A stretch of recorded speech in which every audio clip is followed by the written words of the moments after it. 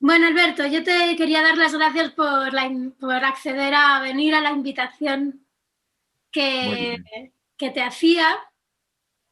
Un poco se trata de poner en común pues, a personas con diferentes inquietudes y diferentes saberes que sepan, ¿no? Que sean sabios en el sentido de que lleven mucho tiempo haciendo lo que hacen y lo hagan con mucha pasión, ¿no? Entonces quería compartir contigo un poquito en el ámbito de la literatura. Sí. Quería que nos hablaras un poco de tu último libro que acabas de sacar y que nos has presentado, pero también, o sobre todo, desde tu experiencia como escritor, ¿no? Muy En bien. el sentido de que la escritura sea o no, pues algo no sé, que atrapa un poco tu vida o que moldea la vida de uno en ese sentido, un poco en el sentido más experiencial, más profundo de la práctica que haces, ¿no? Entonces tenía algunas preguntas que hacerte, pero si quieres puedes ya empezar a contarme y yo te voy haciendo por el camino. Bueno, en las prácticas artísticas, que yo he practicado también en las artes plásticas, pues en poesía visual, luego en la escritura he empezado con poesía y ahora últimamente con relatos, que es el libro que he sacado que se titula Hilos de tiempo. Pero sí que lo de la pasión sí que es para mí pues lo que me mueve a la escritura, por ejemplo, o a otras formas de artes plásticas. Y te diría, ¿por qué una persona dedica sus horas, las horas de su tiempo, a escribir en lugar de hacer cualquier otra cosa? ¿O por qué Alberto Sí. se pone a escribir en lugar de ir a darse un paseo o hacer cualquier otra cosa que podría estar haciendo? Bueno, para mí es como algo que me apetece hacer. Eh, También es un trabajo y también hay un poco de sufrimiento a veces porque es una lucha, ¿no? Es una lucha porque quieres conseguir algo, por ejemplo, en la narrativa, quieres narrar una historia, pero que a la vez tenga misterio y que la forma escrita esté correcta. Y entonces no solamente es el momento de la invención, que es más, es una vivencia más agradable, afectivamente, porque estás creando, ¿no? Pero luego hay un momento que lo tienes que afinar la forma, moldear con más precisión y ese es un trabajo de repetición a veces, ¿no? Ya he leído lo que he escrito, este par de páginas hoy que he escrito, lo repaso y hago algunos cambios en comas, en puntos, alguna palabra nueva que meto y vuelvo a hacer otro repaso. Y es un trabajo que, bueno, que también me gusta hacerlo porque me gusta que al final quede lo mejor que yo sea capaz de conseguir, ¿no? Llevarlo al máximo de lo que yo pueda. ¿Cuántos repasos haces de un texto normalmente? Así midiendo por lo abstractamente, a ver. Mira, después de hacer 4 o 5 repasos y que lo he dado forma más o menos satisfactoria, entonces lo envío a algunos amigos que me hacen el gran favor de ser lectores antes de que se piensen si quieren publicar, ¿no? Lectores con mi apertura a que me digan críticas o sugerencias o detecten erratas o simplemente la trama de la historia, pues se le ocurre que, ¿por qué no has hecho esto aquí, no? Y siempre de las cosas que me dicen, siempre aprovecho algo para mejorar lo que tenía escrito, ¿no? Entonces, bueno, pues ahí, después de haber recibido las nuevas informaciones, vuelvo a hacer yo mis otros 4 o 5 repasos. O sea que tenemos 5, luego 2 o 3 opiniones Sí, y otros 5 repasos sí, más. sí, Y una cosa, porque yo sé que a ti te gusta jugar también sí, con las palabras y con las imágenes y no solo en las obras que finalmente produces de poesía visual, sino a la hora de producir, ¿no? Muchas sí, veces en talleres de literatura y así, que por cierto, a ver si nos hacemos uno, que estaría sí. genial poderse A hacer ver si uno. podemos hacerlo. Sí. Y, ¿Y cómo o sea, te tomas este desarrollo de repasos y de mandar a gente y de volver a repasar? ¿Tiene algo de juego o tiene todo de serio de trabajo o tiene algo de juego también contigo? tiene algo, aunque está más en la primera parte de la invención, el azar interviene mucho más, ¿no? Porque, bueno, hay una serie de elementos que vas a combinar sin saber qué va a pasar. Es como, yo empiezo a escribir una historia y no sé cómo va a acabar ni sé lo que va a pasar. Entro como en una zona de oscuridad que me voy dejando llevar, escritura automática, técnicas en que el azar tiene mucho que ver, ¿no? Entonces aparecen cosas que yo me encuentro inesperadas. Entonces puedo estar en un lugar, como si estuviera en un lugar oscuro que puedo derribar lo que hay porque no lo veo, tropezarme con cosas y voy descubriendo qué va a pasar, ¿no? Esa es la idea de donde más interviene el azar. Luego en el proceso creativo es el siguiente, que es más racional, prima más lo racional, pero vuelve a entrar enseguida otra vez la invención, porque en cuanto metes una palabra nueva, ¿no? Eso provoca cambios en la estructura de la frase y el contenido a veces se modifica y puede afectar a lo que va a pasar después o a lo que había pasado antes. Por ejemplo, una vez que descubro una cosa que va a pasar hacia el final, eso me lleva a que es conveniente que meta un indicio de esto en las primeras partes, ¿no? Por ejemplo, claro, dar algunas pistas para que luego tenga sentido que aparezca en un momento dado. Si va a haber un disparo, está bien que se haya visto que hay una pistola en algún sitio más hacia el principio del relato, ¿no? Claro. Claro, y eso te hace tener que ir cambiando de atrás para o sea, de después para antes en la historia, ¿no? Entonces, el proceso de creación yo creo que es una combinación permanente de esas dos cosas. El azar, la invención y la reflexión te lleva a modificaciones que te obligan otra vez a dejar que intervenga el azar hasta que decides ponerlo fin en un momento, no porque esté terminado, porque sería infinito, ¿no? La posibilidad de progresión. Eso te iba a preguntar, ¿cuándo después de las 5 revisiones, los 3 comentarios con amigos y en las otras 5 revisiones decides que esa es la buena? A veces me doy cuenta de que he cambiado una coma de sitio y en la siguiente revisión la he vuelto a poner donde estaba antes de haber hecho el cambio. Entonces ya me doy cuenta que hay que parar, porque estoy como en una zona que es que he llegado a mi límite. En un bucle. Sí. ¿Y qué hay de...? Lo de llegar a mi límite, lo veo importante expresarlo así, porque no es que yo me crea que sé hacer muy bien ni esto ni nada, ¿no? Pero sí que quiero no compararme con otros que escriben ni nada. Quiero que lo que yo sea capaz de hacer puede aspirar todavía más, pues entonces no me voy a conformar con lo que tengo. Voy a intentar llevarlo a ese más que pienso que puedo llegar. Pero, ¿qué sería lo que te hace decir, aquí voy a llegar? ¿Qué sería? ¿Hay algunas pistas que ves? ¿Hay algo que te diga, es aquí y ya? Bueno, siempre hay un poco de insatisfacción, un sentimiento de insatisfacción, porque sabes que lo que has logrado es relativo, ¿no? Pero también hay como un momento de contento, de una alegría que te produce has dado un paso, que hay algo y que te da una satisfacción suficiente para dejarlo ahí. O volverlo a enseñar otra vez. Sí que hay como un sentimiento interno, ¿no? Que reconoces algo desde ti que dices, está bien así como está.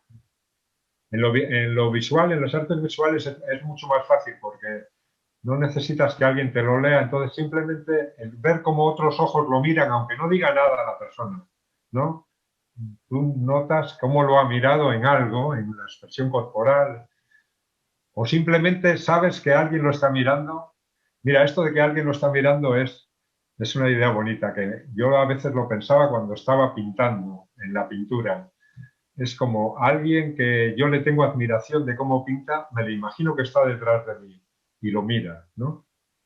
Y eso ¿qué piensa él? No qué pienso yo de lo que he hecho, sino qué piensa él, me lo imagino yo y eso me sirve. Con la escritura pasa parecido. Poner siempre otra mirada, ¿no? Aparte de la nuestra, que haya una mirada más, como de comunidad. Hacemos comunidad también ahí, ¿no? Sí, porque también es difícil darse cuenta uno solo de los... Por ejemplo, en la escritura está lo que tú quieres decir puede tener muchas cosas que das por sobreentendido porque tú lo has pensado pero en realidad no lo has escrito y lo das como que eso ya está explicado y sin embargo el que lo lee se queda con una extrañeza que no comprende lo mismo que tú has intentado decir, ¿no? Entonces eso hay que... Porque en la escritura hay como un contrato con el lector o el posible lector que es que lo que tú quieres decir lo tiene que entender alguien, ¿no? Puede haber, no es que te quieras dirigirte a todo el mundo, a cualquiera, sino que, bueno, te puedes dirigir a una población más restringida, pero quieres que alguien lo entienda, si no, no tendría sentido hacerlo, un sentido a lo mejor únicamente para uno mismo, como a veces es un diario secreto, ¿no? Que no se enseña a nadie y se sigue escribiendo años ya. ¿Cuál sería la diferencia o qué diferencias ves tú entre escribir poesía y escribir narrativa para ti? ¿Qué diferencias hay en ti a la hora de ponerte a escribir o a la hora de emplear unas técnicas u otras? ¿O a la hora del proceso? Con la poesía, sí, con la poesía me he sentido más libre porque es más directa la expresión del sentimiento, no, como que no estás oculto detrás de una historia o de unos personajes o de tener que narrar, ¿no? Puede ser una vía más directa de comunicación y también en lo experimental, que a mí es lo que más me interesa, incluso más que la comunicación esta emocional. Lo experimental puede jugar más a romper las estructuras, dejando que el azar intervenga mucho más que en la narrativa. Ocurre que hay esa especie de contrato con el lector, hay más normas. O sea, tú estás contando una historia y lo que escribes tiene que ser una historia y el que lo lee tiene que entender que tú le estás contando una historia. Entonces eso es un límite que es mucho más cerrado que para la poesía. Dirás que por qué entonces me pasé a escribir narrativas y parece que estoy más feliz con la poesía, ¿no? Pero bueno, una vez que me he metido y que voy aprendiendo un poco las técnicas de la narrativa, de la máquina de contar, que es un relato, ¿no? Pues produce satisfacciones, el que a pesar de que estás más restringido, consigues ciertos resultados. Con la poesía también yo estuve haciendo un trabajo con recortes, palabras recortadas de periódico, ¿no? Que supone una restricción muy fuerte. O sea, que a veces el someterte a una restricción te da, bueno, parece que te estás coaccionando la libertad y pudiendo ser menos expresivo de lo que podrías si tienes todo el lenguaje a tu disposición. Si yo he recortado, por ejemplo, 100 palabras y tengo que escribir unas frases poéticas o no, pero tengo que escribir con ellas y no puedo poner una palabra que me la invente, es una restricción muy fuerte. Bueno, pues en la narrativa también ocurre la restricción, a lo mejor todavía es mayor, esa obligación de que tienes que contar. Y mira, en un taller que he estado participando, hacíamos un ejercicio que viene de la gramática de la fantasía de Gianni Rodari, que es que hay dos vocablos que te dan con los que tú tienes que inventar una historia, ¿no? Y viéndolo cómo funciona, no solo en mí, sino en el grupo que estábamos trabajando en ello, parece que enseguida el cerebro se pone activo a intentar crear algo que enlace esos dos conceptos. Y que es más fácil así que si te dicen, escribe un cuento de lo que tú quieras, ¿no? Es una técnica que se emplea en la educación porque funciona mejor que la libertad total, ¿no? Es como un estímulo. Claro, porque en la libertad total tener todas las posibilidades es contraproducente, ¿no? Porque no llegas a definir una. Sin embargo, cuando te dan un límite, a partir de ahí es cuando dices, pues estupendo, ¿no? Voy por aquí o voy por allá. Hay que centrarse en qué tipo de cosa quieres. A mí me ha gustado también experimentar con muchos caminos. Por ejemplo, en la narrativa, el tipo de narrador que utilizas, que puede ser interno a la historia o externo, puedes estar narrando en primera persona, en segunda, o en tercera es la más habitual, o en primera de plural, y yo voy experimentando un poco de todo, a ver qué me sale, todas las variantes posibles. Pero bueno, al final pues hay cosas que prefiero. Por ejemplo, la primera división de los relatos es entre realistas y fantásticos. Yo prefiero fantásticos. Entonces me he centrado más ahí. Quiero siempre que ocurra algo extraordinario. Y como lector me gusta también lo otro, ¿no? El género ese que llaman realismo sucio, pues trata de no ir a lo extraordinario, sino a las cosas corrientes que le pasen a gente corriente, hasta vulgar, pero que tiene interés contarlo, ¿no? Pero bueno, en lo que yo escribo me salgo de eso y voy a sucesos donde pasan cosas inexplicables, misteriosas, como lo que está oculto, que no se acaba de ver del todo, pero se puede intuir como un paso hacia la irrealidad. Ese es el mundo que me interesa describir. O sea, que tampoco es del todo fantasioso en un mundo completamente extraño, sino que hay un poquito, ¿no?, entre lo que es común y lo que es extraño, hacia la extrañeza. Hay un punto de paso hacia lo irreal que es difícil. Hay los grandes maestros, es el movimiento del realismo mágico, como por ejemplo García Márquez o Cortázar, que son extraordinarios en eso, ¿no? Y es como yo los tomo como maestros, porque es difícil que el paso, tú empiezas a contar algo que es normal, que va una chica andando por la calle, bien, eso es real, pero tú quieres que aparezca un cocodrilo y que salga corriendo, entonces eso es tan poco creíble que hay que ir poco a poco como vas a conseguir que el cocodrilo entre ahí de una forma que pueda ser verosímil, en fin. Pero estás contando lo inverosímil. Eso. ¿Quieres hablarnos un poquito de esta distinción entre lo real y lo verosímil? Que para la gente que se dedica a las artes es una distinción, creo que muy interesante, importante. Sí, o sea, verosímil no quiere decir verdadero. Lo verdadero, bueno, no es lo que yo busco. Lo verosímil casi es necesario porque si no, el lector es una ruptura del contrato con el lector, ¿no? Y, esto no es creíble, ¿no?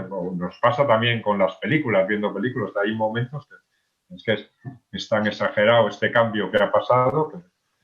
Y bueno, hay estrategias para dar esa credibilidad a lo que es falso.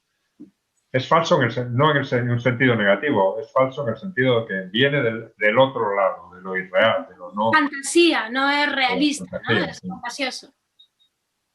Hay un relato que he escrito hace poco que habla de unos árboles que tienen unas capacidades comunicativas que hasta modifican la conducta de los humanos, ¿no?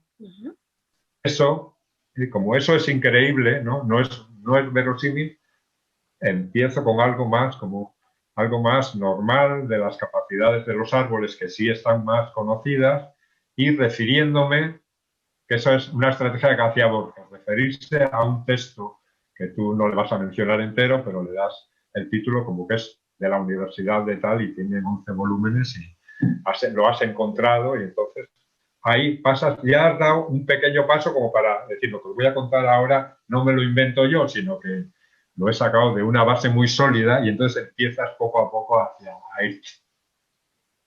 ¿Y no crees que estos instrumentos que usamos a veces para las artes, para la literatura, cada vez más se usan para dar noticias, por ejemplo? O sea, digo, en la vida que parece real.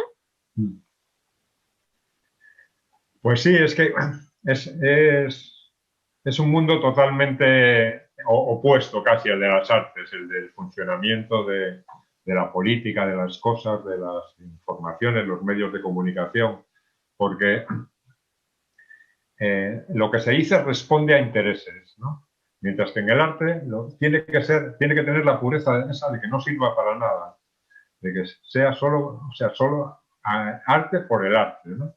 O arte por la comunicación o indirectamente va a servir a la realización espiritual del humano, ¿no? O del que lo hace o del que lo mira. Pero, por ejemplo, cuando un político habla por la tele, pues lo que va a decir, tú lo estás viendo por detrás, él va a favorecer a su partido, él va con unos intereses que tiene que defender, no va a defender lo que es la mejor acción de organización política, sino la acción de organización política que más le conviene a su partido para ganar votos, ¿no?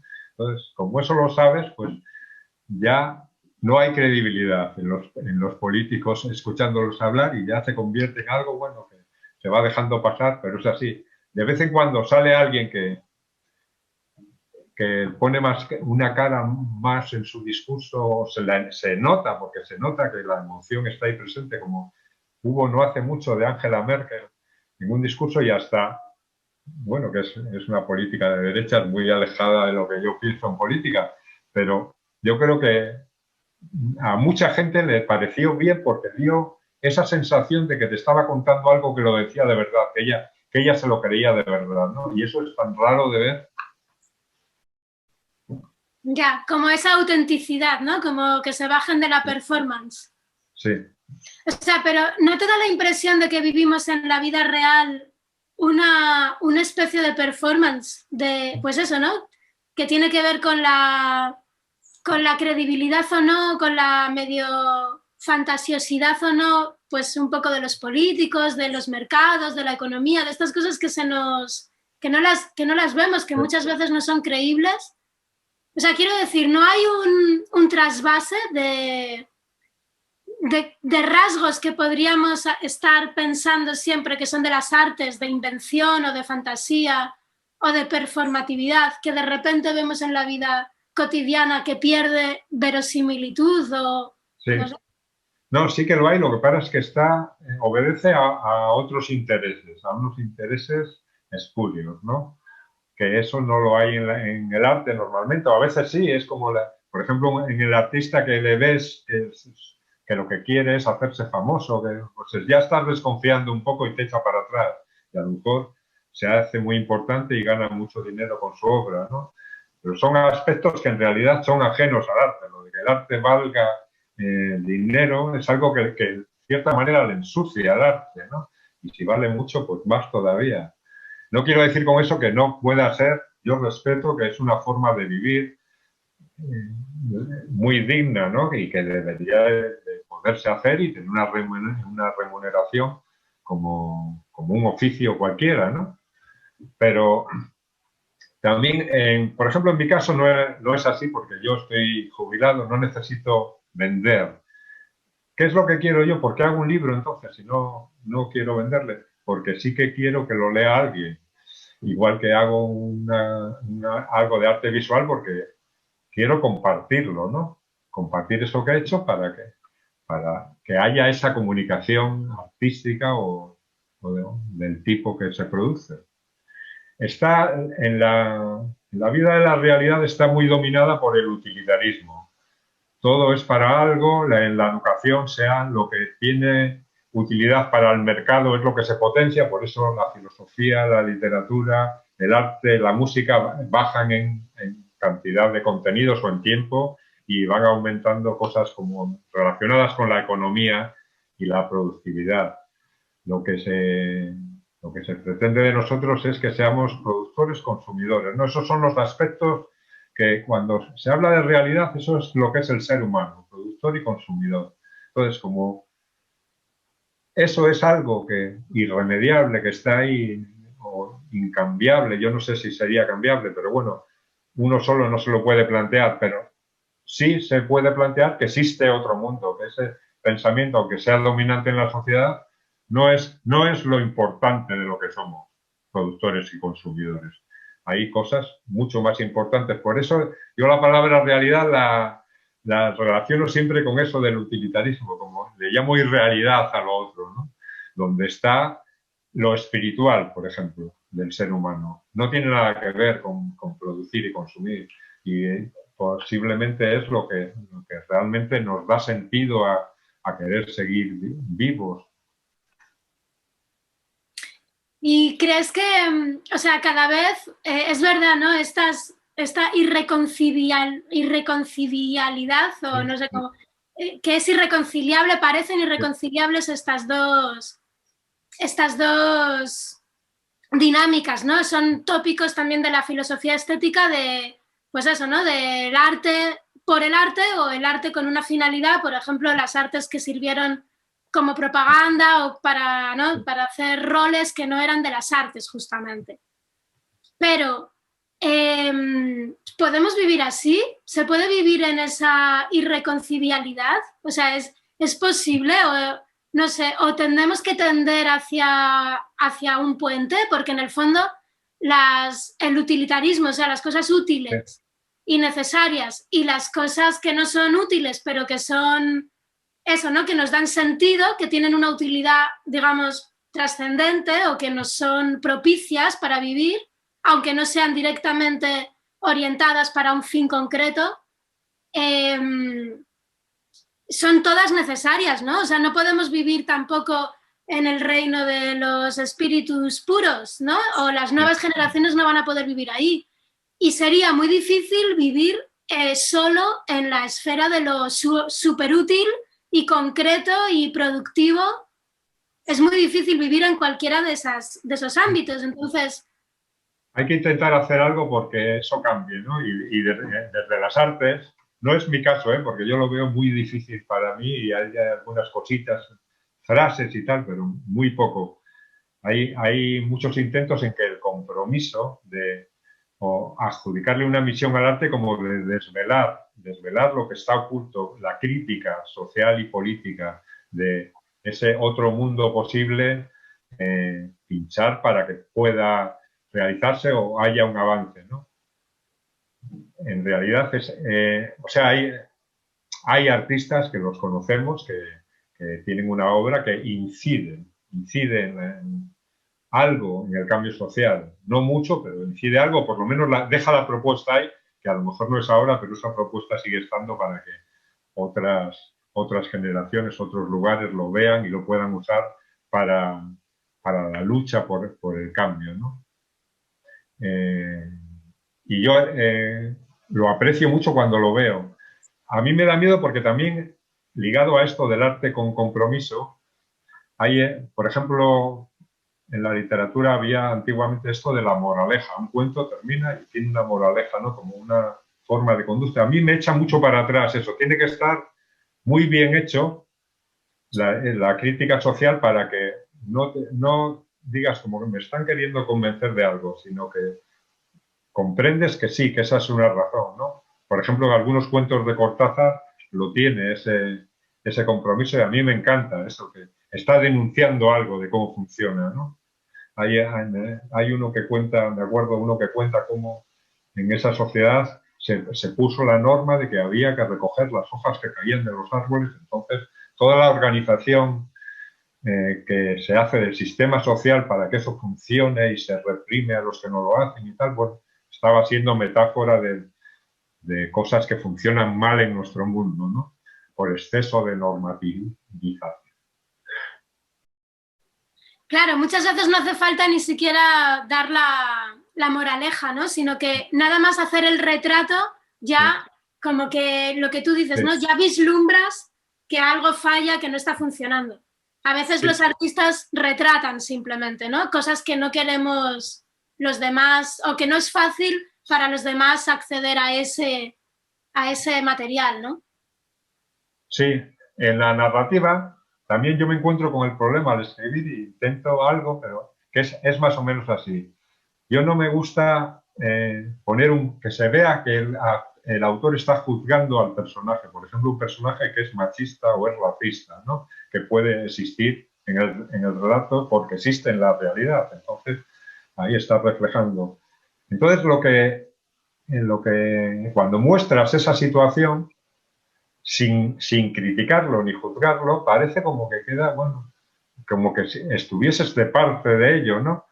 Entonces, mi idea es, muestro al machista, esto es así, y sin juzgar voy a mostrar las consecuencias que tiene ese comportamiento en otras personas, ¿no? O para él mismo. Entonces, a veces es difícil, ¿no? Pero se consigue un poco que al mostrar las consecuencias, el lector por sí mismo se le hace odioso el personaje ese, no porque el autor lo haya ido describiendo como odioso, ¿no? Claro. Oye, ¿y un escritor ¿qué rutina tiene a la hora de, si tú estás, por ejemplo, en mitad de un proyecto de un libro de relatos o de un libro de poesía, Sí. ¿te das a ti mismo algunas rutinas, algunas cuestiones que dices, no puedo pasar a lo mejor una semana entera escribiendo y luego un mes sin escribir? O no sé, ¿cómo te lo gestionas eso? El proceso de la producción de un libro, Sí. por ejemplo. En mi caso soy bastante disciplinado, ¿no? De que yo trabajo casi todos los días, salvo que me surja algo que me lo impide porque tengo que hacer algo, ¿no? Alguna obligación. Pero si no, todos los días tengo alguna hora de trabajo. Hay un trabajo que es leer, ¿no? Que, bueno, parece que no tiene que ver, pero también escoges lo que lees en función de lo... Por ejemplo, yo ahora que estoy con cuentos, leo mucho más cuentos que antes, ¿no? Y cuando escribía poesía, leía mucho más poesía. Bueno, pues ese trabajo indirectamente en algo se plasma y te rinde para lo que estás haciendo. Y luego en la escritura, pues, bueno, hay una rutina, por ejemplo, de escribir al principio en cuaderno, a mano, escribir a mano, escribir muy rápido también, por eso de la escritura automática, salen cosas ahí que luego vas a pensar sobre ellas, cómo las vas a utilizar, pero escribir muy rápido y luego ya, en una siguiente fase, ir al ordenador y pasar lo que tienes en el cuaderno, pero al pasarlo ya vas como dándole un poco más de forma. Y luego, pues, hay lectura de lo que has escrito, reflexión y vuelta a ir sobre ello, a veces para irlo extendiendo, a veces para recoger. Yo generalmente parto de una cosa pequeña, por ejemplo, una historia mía que puede durar 10 páginas en el libro, empiezo por algo que es media página, 200 palabras o así, y ya tengo ahí la historia. Y entonces ahora sí ya sé cómo, por lo menos tengo una idea de cómo va a acabar, que es importante para que el camino vaya empujando hacia esa dirección, ¿no? Y la voy extendiendo, van incorporándose más sucesos, descripciones si hacen falta del entorno, de otros personajes que puedan venir. O sea, en la narrativa casi siempre es esto. Hay un personaje que tiene un problema o que quiere conseguir algo, que para ello tiene unas dificultades, pero ha sembrado en el lector ya al principio como que hay un problema, un conflicto que a ver qué va a pasar con él, ¿no? Entonces, ahora, a partir de ahí, él toma unas decisiones de acción, se va a enfrentar a los peligros, a los problemas, pero hay inconvenientes, obstáculos, enemigos que aparecen para tratar de impedirlo y también pueden aparecer aliados que te ayudan. Y al final hay un cambio en el personaje principal de cómo era al principio a cómo es al final. Los sucesos le han producido un cambio que no tiene por qué ser avanzar hacia ser mejor persona, a veces es hacia ser peor, pero se ha producido un cambio y hay... ¿Ha conseguido o no ha conseguido su Sí. valor, ¿no? Lo que estaba buscando. Y luego hay otro tema en la escritura de relato también que es sobre el final, que es interesante, ¿eh? Que es si el final es un cierre, hay como dos tendencias, ¿no? Una de Edgar Allan Poe decía para él que es como, el final es como un portazo. El lector no se tiene que preocupar ya de lo que sigue, porque esa historia ha quedado terminada. Sí, algo le pasará después a esa persona, pero esa sería ya otra historia. Esta historia se ve claro que ha quedado terminada, ¿no? Y de los dos grandes del 19 de cuentos, el otro, el ruso, Chekhov, que, que no era así para él. Para él es un fragmento de vida que luego va a seguir continuado. Yo te cuento hasta aquí, porque te cuento hasta aquí, pero esto tú te das cuenta que esto seguiría, ¿no? Adelante. Y bueno, pues hay entre esas dos tendencias, yo también prefiero el final de tipo Poe, pero bueno, a veces no sale así, voy alargándolo. O sea, que si yo quisiera ahora escribir un relato, ¿qué tendría que hacer? Tendría primero, como tú dices, a 200 palabras para hacer una historia como completita, con principio y Sí, final. sí. Ajá. Principio, desarrollo y final. Principio, desarrollo con las cosas que pueden pasar, que yo tenga las ideas de lo que puede pasar. ¿Tiene que haber un personaje ya ahí en esas 200 palabras? ¿Yo tengo que hablar de un personaje ya? es a un personaje al que le pasa la historia. Sí, sí, sí. Que a veces puede ser un objeto incluso, pero ese objeto tendría las virtudes algo humanizadas para que puede ser una Para que le silla. pasen cosas y El pueda hacer protagonista del relato, ¿no? Y cuenta lo que le pasa a la silla, pero bueno, yo creo que siempre tendría algo de humanización el objeto. Vale. Y si no, pues Entonces, es hay un un personaje, las cosas que le van a pasar o las cosas que va a hacer porque ese personaje tiene como un objetivo, ¿no? Que sería quiere lo que va a conseguir. decidir al final, si consigue o no consigue el objetivo. Sí. ¿Sí? Esa es la esencia.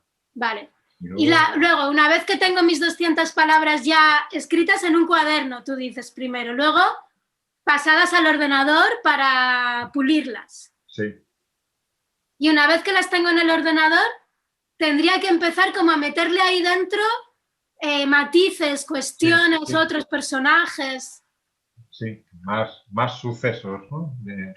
Más sucesos, pero no después del final, sino antes del final. Y entre medio, ¿no? Sí, entremeter para que lo enriquezca, ¿no? O sea, que la historia iría creciendo así, iríamos metiéndole cada vez más cosas dentro Sí. Y la historia se iría haciendo redondita, ¿no? Sí.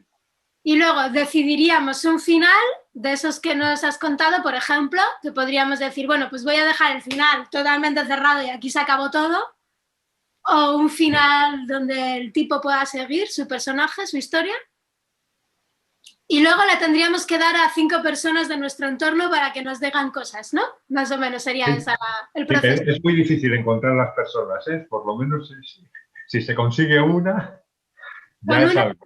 Con una que pueda ser sincera al decirte cómo lo ve. Porque para el autor también tiene que dejar el ego en esto cuando le enseña a los otros, ¿no? Porque si no, siempre como que quieres justificar que tú lo hiciste por algo, ¿no? Sí, lo hiciste por algo porque pensabas eso, pero si el lector no lo ha cogido, seguramente que es que no estaba bien trabado o bien explicado. Sí, de hecho, hay un ego poético que yo no sé si en la narrativa se traspasa eso, pero en la poesía sí ocurre que allí he puesto esta palabra, este sonido, esta cosa y punto. Y no me da igual que todo el mundo me diga que es horrible, porque a mí me parece maravilloso, ¿no? Sí. Hay algo así, sobre todo en los poetas más, quizás, ¿no? Por lo menos te hace, o sea, te tiene que hacer pensar y luego al final que has repensado puedes volver a mantenerte en lo que estabas. Hay un poeta amigo que me enseñó una cosa y ponía solamente las 2 primeras palabras, ponía somos ordinaria. Y yo enseguida le paré y le dije, pero bueno, podrías poner somos ordinarios, somos ordinarias, pero aquí no concuerda el verbo. Bueno, pero podría ser, él quería decir que podría ser como una palabra que está elíptica, somos, por ejemplo, somos gente ordinaria, quito gente, me ha quedado eso, ¿por qué no va a poder existir? Él me convenció a mí que él tenía razón, pero bueno, le hizo pensar lo que yo le dije a lo mejor y lo rechazó, pero siempre te aporta algo, ¿no? Sí, o sea, que tener medio razones está bien, ¿no? Para, por lo menos que te hagan defenderlo a veces, ¿no? Sí. Simplemente el tener que hacer la defensa ya te hace pensar de... Sí. Te hace pensarlo de otra manera, sí. Eso. Bueno, hablándose un poquito de cómo fue esto de los hilos de tiempo, por qué y para qué te pusiste a trabajar en esto y cómo te ha salido y cómo ha sido el proceso también de la presentación del libro, cómo ha sido el feedback, un poco tu experiencia. En principio eran cuentos sueltos. Hay 29 cuentos que cuando hice el libro pues yo tenía más, ¿no? A lo mejor 40 o así. Entonces hay una labor de selección. Pero luego quería que tuviesen algo en común. Ajá. Por eso también algunos han quedado fuera, no porque me parezcan peores, sino porque no tenían eso en común que tienen todos estos de los que están en el libro de Hilos de Tiempo. Pero así todo lo veía insuficiente para... todavía no tenía pensado el título. Pensé el título, mira, como el título ha pasado una cosa. Esto es después de que ya estaba entregado el libro a la editorial y corregidas las pruebas y tal. Yo me di cuenta que existía ya este título, otro autor. Y se lo dije a la editorial, vamos a cambiarlo porque he visto que existe otro libro que se titula así. Y bueno, me convencieron de que no lo hiciera, porque de ahí esto pasa muchas veces, me dice lo que tiene el copyright es el texto, no el título, igual que el título de una canción o de una película, existe repetido y lo puedes hacer si te gusta. Porque el título era muy apropiado para lo que había querido hacer. Hay cosas cronológicas que suceden en el tiempo. El primer cuento está en la prehistoria, es como de antropología australiana. Bueno, pero en forma de cuento, ¿eh? Lo que pasa es que entra dentro de unos personajes que entran en esa mitología de los aborígenes australianos. Por ejemplo, que los pájaros que enseñaron a los humanos el uso del fuego, ¿no? Bueno, luego yo me enteré que en realidad es verdad que los pájaros enseñaron el uso del fuego, porque lo vi en un documental, ¿no? Que cómo es unos córvidos, ¿no? Donde hay un fuego, son capaces de coger un palo encendido con el pico y extender el incendio, porque han aprendido que salen bichos y que sale comida, ¿no? Oh. Wow. Y entonces, esto que estaba ya dibujado por los primitivos, o sea, los dioses, no me acuerdo ahora cómo se llaman los nombres de los dioses allí, le dieron el fuego a los pájaros. Ok. Bueno, y sobre eso, pues entonces empieza el cuento con el dios, hay un dios que está en las nubes y que lanza un rayo, y bueno, o sea, entonces entra directamente en fantasía, pero como está ambientado en mitología, yo creo que entra bien en el mundo de lo irreal. Ese es el primer cuento. Y el último, que se llama 2084, pues se sitúa en el futuro, en ese año, como hay la referencia al 1984. Y entonces, una vez que tenía el primero y el último situados, pues tengo unos cuantos que están en el tiempo, en la Edad Media o Edad Moderna, y algunos se refieren a personajes importantes. Está el filósofo Kant, está en un cuento. Ajá. Que se refiere a él. Y bueno, y otros de la antigua Grecia y de la Edad Media. Entonces, ordenarlos cronológicamente ya es algo que le da una unidad al libro. Y luego ya los cuentos ya los tenía hechos, pero quería un poco más de unidad, ¿no? Entonces empecé a meter algún personaje que volvía a aparecer en todos los cuentos, que son unos personajes enanos, en este caso, ¿no? Hay unos enanos en el cuento de los aborígenes australianos, ¿no? Y esos enanos, misteriosamente, pues vuelven a aparecer en otras épocas, pero bueno, tú te das cuenta de que son el mismo por las descripciones. Y hay alguna otra cosa también, ¿no? Una chica con vestido blanco, ¿no? Que es un vestido blanco largo, como antiguo, que llega casi hasta los pies y vuelve a aparecer. Hay uno de los cuentos que es donde está protagonista esa chica, que se llama La chica de la curva, sobre no sé cómo llamarlo eso, el mito urbano de la chica de la curva, la leyenda urbana, Sí. que se aparece en la niebla y tal, pues sobre eso que yo, a lo mejor también alguien lo ha escrito, pero yo solamente me ha llegado como referencias orales, ¿no? Sobre esa leyenda, entonces le he dado forma y ya me he inventado yo, pues, toda la historia. Has hecho de Homero, has chica, puesto por escrito cosas que están por ahí en el imaginario oral, ¿no? Como de sí. Poeta, has hecho de poeta sí. Estricto. Sí, es que eso también pasa con la narrativa. Eso que a veces del poeta se dice como que lo que escribe no se lo inventa, es como revelado, ¿no? Y bueno, es una manera de decirlo y de entenderlo que es así, ¿no? Que está todo, el lenguaje no te lo inventas, el lenguaje está, ¿no?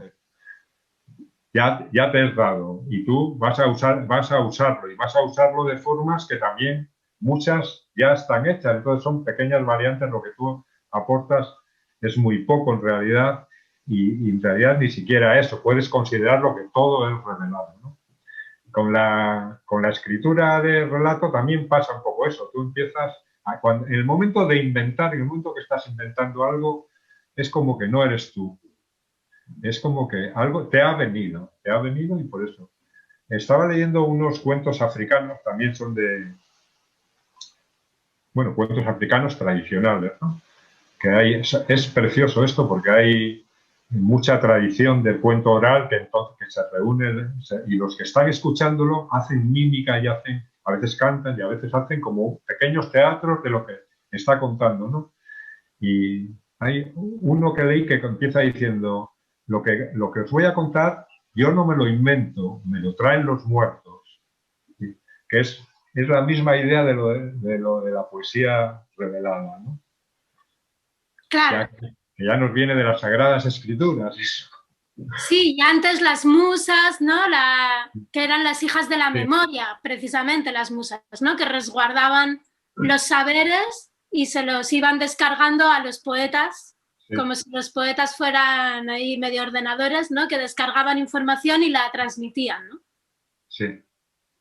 Entonces, en cierto modo, la gente que se dedica al arte podría ser algo así, ¿no? De estar codificando o descodificando las cosas que están por ahí, que están en el ambiente. O sea, que en Sí, realidad no hay tampoco una invención, decimos, de genial, sino que son cosas que están en el ambiente y que simplemente se ponen sí, juntas de una manera determinada, con un estilo, ¿no?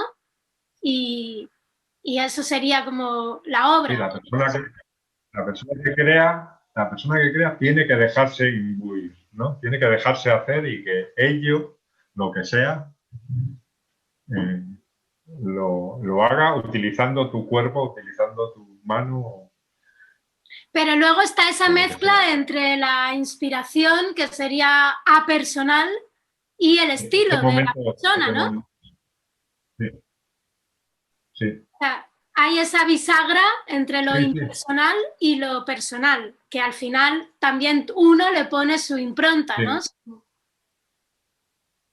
sí, sí, sí. Bueno, si lo analizamos más, lo personal también por qué somos como somos, ¿no? Pues, eh, nos creemos como que hemos elegido lo que somos, a veces nos lo podemos creer, que hemos tomado las decisiones en la vida que nos han conducido a ser lo que somos ahora.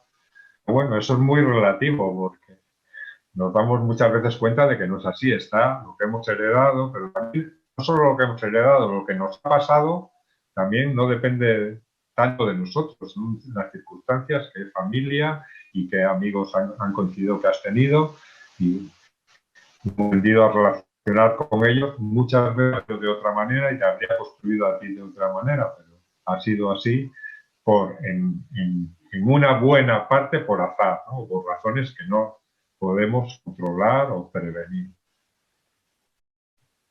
Pero sea como fuera, Entonces, somos de una bueno, manera, tenemos una individualidad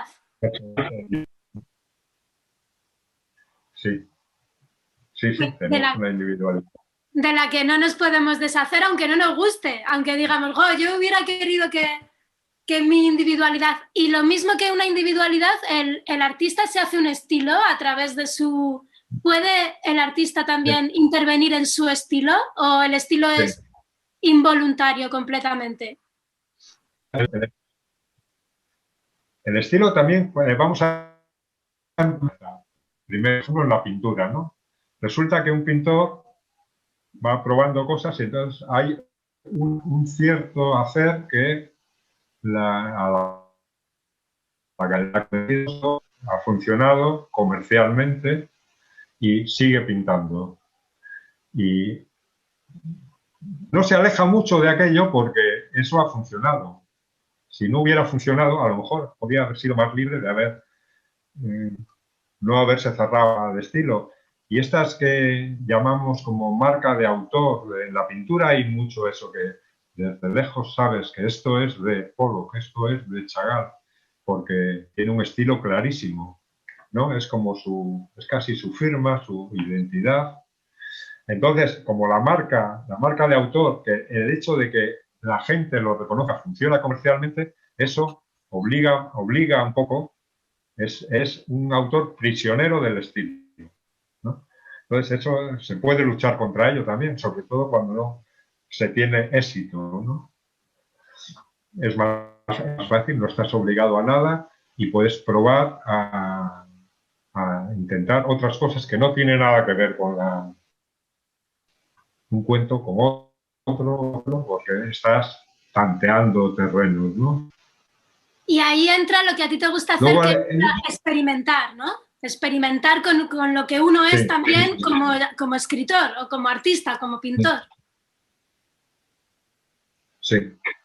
Porque la obra... En la escritura, Perdón, cuenta. sí, te oigo. Habla tú. No, ya no. Que lo del estilo en las artes plásticas es más fácil de ver y ha habido también un movimiento de rebelión contra el estilo, ¿no? Contra eso de que la identificación del autor tan fácil. En la escritura es que no es tan fácil, ¿eh?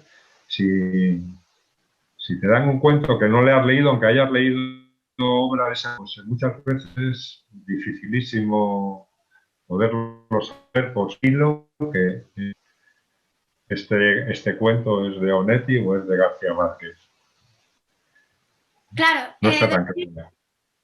Claro. Bueno, Luego hay las justamente, tendencias, que no, el estilo es individual, las tendencias son de grupo, colectivos, ¿no? Como en la pintura fue el cubismo, el surrealismo, lo que sea, ¿no? Entonces, he dicho en literatura, he dicho el realismo sucio y he dicho el realismo mágico. Pues estas son tendencias porque un grupo de gente en lo que estaban haciendo, pues ven que hay unos paralelismos y le dan un nombre y luego a lo mejor ese nombre también es como una losa porque ya siguen fieles a seguir siendo de esa corriente, ¿no? O sea, que muchas veces la obra, si la obra tiene un estilo muy marcado, puede acabar marcándome a mí como persona, o sea, como artista. La obra puede terminar cerrándome a mí, ¿no? Cerrando mis posibilidades, lo cual sería como contraproducente también. Sí, desde luego. Cuéntanos qué papel tiene esto de la experimentación que tú haces en literatura, qué papel tiene a nivel de persona humana, ¿no? Alberto, persona humana. O sea, ¿qué obtiene Alberto de esta experimentación, de este juego? ¿Se divierte? ¿Obtiene disfrute personal? ¿Autoconocimiento? ¿Hay autoconocimiento en esto? ¿Hay algo como eso, como observación de quién es uno, de las posibilidades de quién es uno? No sé. ¿Qué hay en esto de la experimentación artística, pero relativo a la vida de uno, ¿no? A la relación esa que mantenemos con nosotros mismos? Sí, yo creo que lo del autoconocimiento es la clave de esto, ¿no? Es lo que nos mueve, ese querer encontrarnos, esa pregunta por quiénes somos, qué papel tenemos en el entorno, cómo encajamos con los otros, ¿no? Y nos vamos descubriendo también por las apetencias, por satisfacer unos impulsos, ¿no? Por ejemplo, en mi modo de experimentar las cosas está un carácter que es precipitado, ¿no? Por ejemplo, imagínate el pintor que hace una pincelada muy suave y controlada y el que hace una brusca y espontánea, y a mí me pasa la segunda, la brusca y espontánea. La otra la tengo que hacer como forzándome muchísimo para ser de la otra manera, porque también hace falta para al final poder controlar algo, porque si no es pues los tinteros que se han caído sobre la mesa y han manchado todo, ¿no? Se queda en ese vacío, pero el descubrir que es esa impulsividad de uno y que a veces viene bien controlarla, pero también es muy bonito dejarla expresarse, la impulsividad ilimitada, pues a mí me ha servido. Y en la vida, pues bueno, es que soy parecido, por ejemplo, cocinando, en actividades, claro, conduciendo el coche, pues no puedes ser impulsivo. No ha habido más remedio que someterte al autocontrol, de ser precavido, donde hay peligros para Experimentar poco en el coche. Claro, donde hay peligros para la supervivencia o las cosas peligrosas que nos rodean en la vida, que las drogas puedes experimentar, pero es una escena peligrosa y que hay que tomar precauciones, ¿no? Y con las relaciones humanas, pues la impulsividad también, claro, no sé si se llega a aprender eso, ¿no? Yo todavía no lo he aprendido. Siempre me considero que sea una edad avanzada, no es que yo ya soy de una manera, sino que yo me voy a seguir formando, voy a seguir haciendo cosas y lo mejor que de mi vida todavía no me ha pasado, ¿no? Siempre tengo esa visión hacia el futuro. No me acuerdo, me he perdido por donde iba. Sí, decíamos que entonces sí te sirve, o sea, sí que es una manera, ¿no? La literatura o el arte en este sentido de ir experimentando, ir explorando, sí que es una manera de tratarse a uno mismo, de tener una relación con uno mismo y de conocerse en muchos aspectos, de abrirse o de descubrirse. Y en cierta manera también cuestionar todo lo dado, ¿no? Porque es como ese querer probar a ver si esto se puede hacer de otra manera, no como yo lo he visto siempre. Eso es la experimentación artística, es eso, pruebo a ver otra cosa. Eso en la vida también sirve mucho porque hay cantidad de cosas en las costumbres, las tradiciones, ¿no?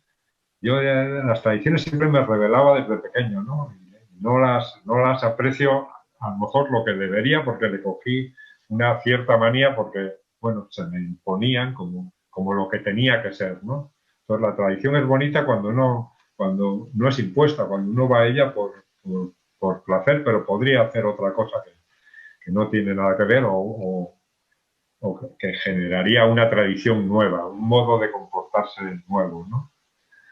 Los modos de comportamiento se cuestionan, dices, ¿no? Que acabamos... Se cuestionan cuando tú eres partidario de practicar el azar y de intentar ver otras formas. En la práctica artística lo puedes aplicar a los modos de comportamiento.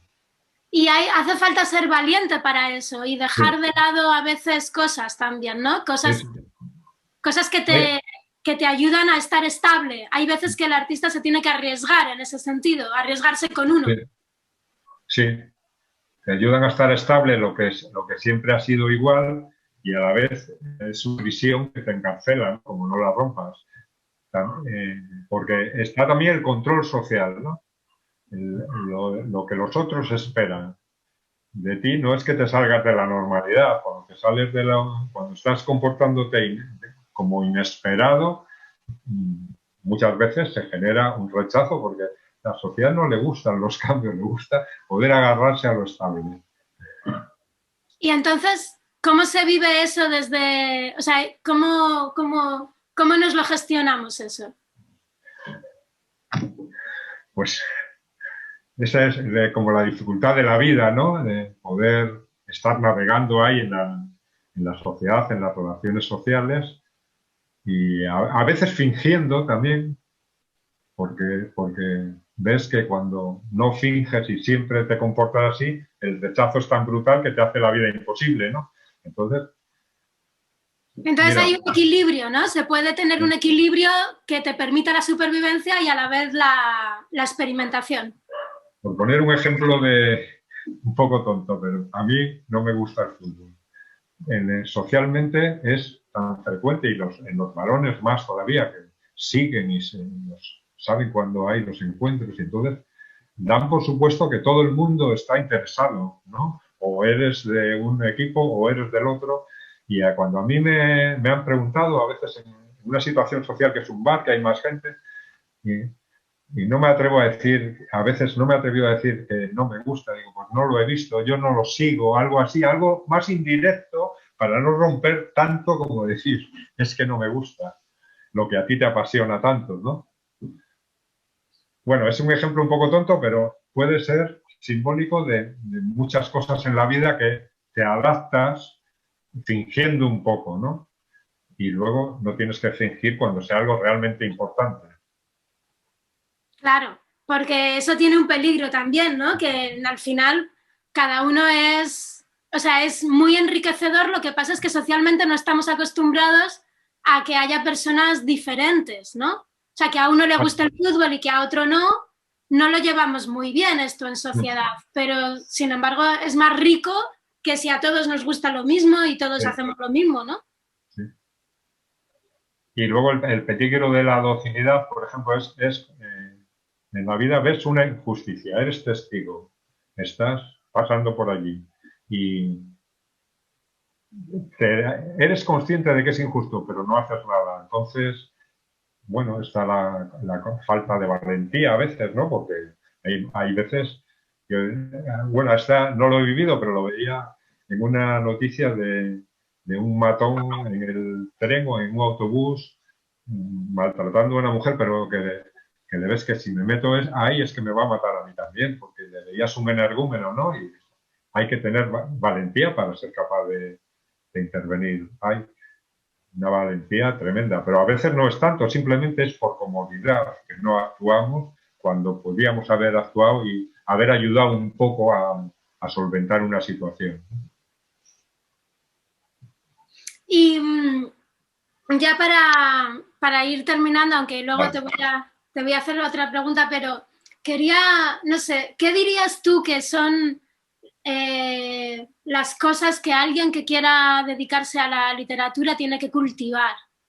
Un poco, hemos hablado de muchas cosas, ¿no? De cuestionar, hemos hablado de valentía, hemos hablado de dejarse llevar por esa inspiración que no es la nuestra, hemos hablado de jugar con el ego para que no nos haga imponernos al fin de la literatura, que en el fondo es compartir con alguien más. Hemos hablado de muchas cosas, pero ¿cuáles serían según tú, dirías, bueno, yo creo que una persona que se dedica a la literatura podría cultivar esto y le serviría mucho, ¿no? Cualidades o cuestiones humanas, ya no técnicas de ejercicios literarios, sino humanas para el trabajo en la literatura. La primera es la lectura. La lectura que es importante encontrar. El buscar y encontrar no es tan fácil, ¿no?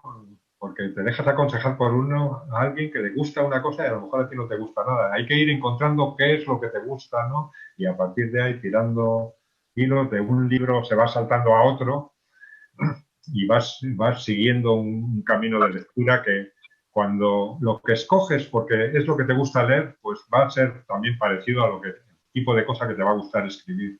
Y luego no hace falta esperar mucho, haber leído muchísimo para empezar a escribir. Se puede ir llevando todo a la vez.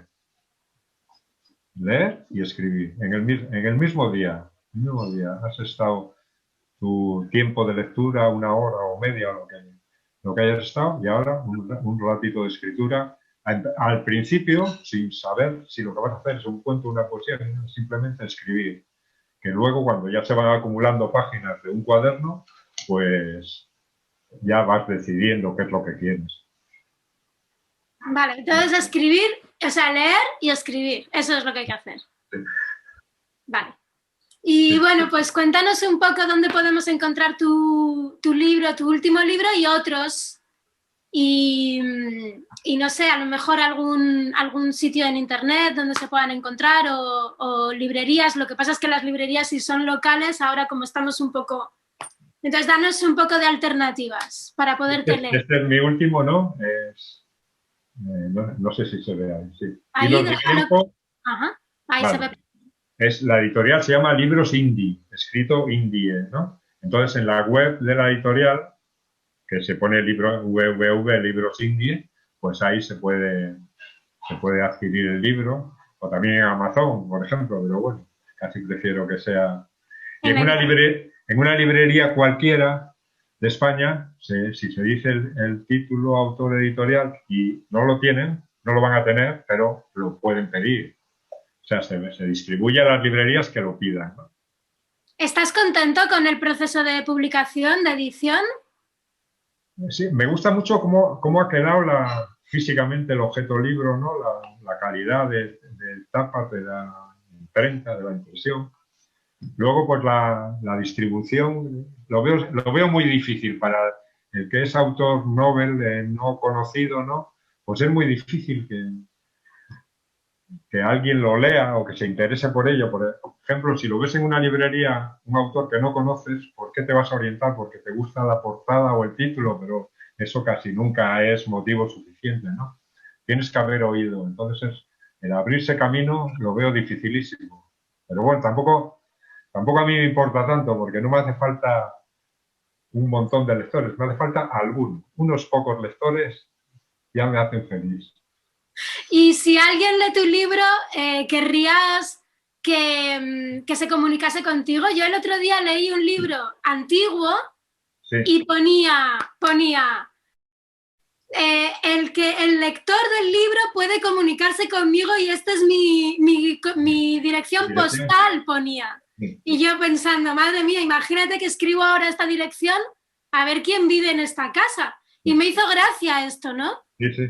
¿Quieren los autores contemporáneos que se comuniquen con ellos o dicen, no, mejor no me cuentes nada, que estoy ya con mi próximo proyecto, no quiero saber nada del anterior? No, sería estupendo el que haya alguien que lo ha leído y que me hace algún comentario, simplemente de que unos me gustaron más, este menos, o cualquier comentario siempre interesa. Y O sea, algunas he recibido, algunas mails de comentarios. y ya no te sirven para producir, pero sí te podrían servir para una segunda edición. Los cuentos ya no los cambio estos, salvo que sean erratas. Si hay erratas, si descubres que en la palabra enroscando se falta la N, pues eso claro que lo arreglo. O, erratas.